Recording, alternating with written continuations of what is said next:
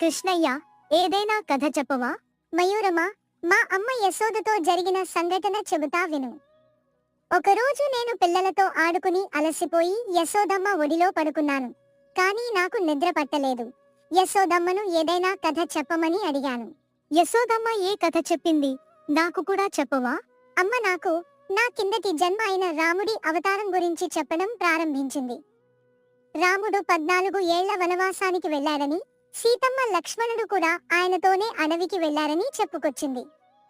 ఆ తర్వాత ఎప్పుడైతే రావణుడు సీతను అపహరించుకుని వెళ్లాడని చెప్పిందో వెంటనే నేను ఉలిక్కిపడి లేచి లక్ష్మణ, ఆ ధనస్సు అందుకో అని కోపంతో ఊగిపోయాను. అయ్యో, మరి అమ్మకి అనుమానం రాలేదా? అమ్మ ఆశ్చర్యపోయి చూసింది. వెంటనే నేను అది నా పూర్వ అవతారం అని గ్రహించి ఒక నవ్వు నవ్వి మళ్ళీ పడుకున్నాను. సబ్స్క్రైబ్ చేయొచ్చు కదా.